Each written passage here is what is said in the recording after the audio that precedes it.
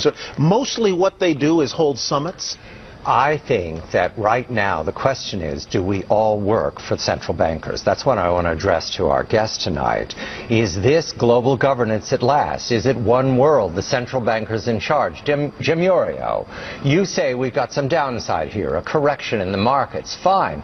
But aren't we all just living and dying for what the central banks do? Aren't we all just counting on the fact that there's a Bernanke put and that we won't go any lower than, say, 5% down from here? Of course we are, because if we look at the economic data, there's nothing to get excited about in that. So yesterday we saw some reluctance for the Bernanke Fed to expand their balance sheets and pump more money in. But the stock market knows that reluctance is totally different than not willing to do it at all. And that's why we saw oil implode and gold trade off heavily, because they're not a protected class. If the stock market starts trading off in the 10 to 15 to 20% area, the chairman's going to come in and throw some stimulus at it. So to answer your question, we are absolutely slaves to central banks, because and we'd love to be slaves of the economy, but the economic numbers continue to do nothing but trend lower. Mr. LeCamp, do we work for the central bankers? We know that.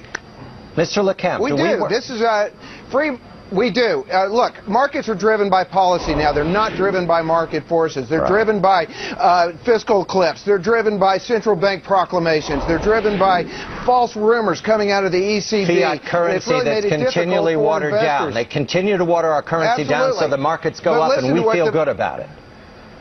Yeah, and listen to what the Fed did this weekend. I think they really screwed up here. They said that we're going to do this Operation Twist through the end of the year. In other words, they're going to create uncertainty about what happens after Operation Twist, right at the same time that the fiscal cliff kicks in. Do we really want all that uncertainty? Jim, but we have to give the Fed a break here, because the Fed realizes that what they're doing is probably going to have very little economic effect. The only real thing that can help is fiscal and policy changes. So the Fed, all they have is rocks and stones left. They're just going to throw them. They know that they're probably not going to do any good as well. Gentlemen, Jim and Jim. Isn't that why we know that there's going to be QE3? Isn't that why we know there ultimately will be QE3? That's what I'm banking on. I love what you said there, Jim LeCamp, about the idea that ultimately there will be.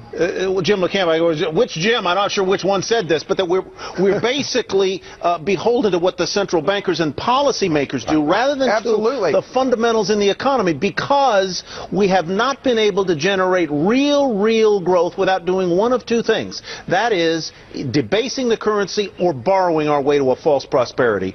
Jim Iorio, how do you invest under those circumstances? What's the question there, Ty? How do you invest under those circumstances? We invest because remember that every central bank in the world, not just us, ultimately has to devalue their currency. So you can't keep, you got to put your money in stuff.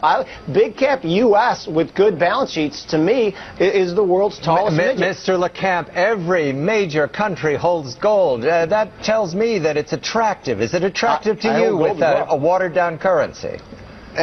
I think it's very attractive, both as a currency and a store of value. I agree with Jim. Ultimately, you're going to want resources, but volatility is going to stay with us. So I think investors need to get used to trimming what they don't like and having their portfolio on rallies and nibbling at what they do like on sell-offs, because these aren't going away. The only good news here is that free markets will fight back. When we see bond riots in Spain and bond riots in Italy, those are free market forces fighting back, and ultimately they'll win because investors ultimately will walk away. I think I heard him say he likes gold. He did say that. Yes, I do. Jim, the two Jims, thank you very much. And John, interesting, I was at a conference this week, and one of the most persuasive investors I talked to there said that he felt that what you have to do right now is buy things that are scarce. He said gold was scarce. Aggregates are scarce.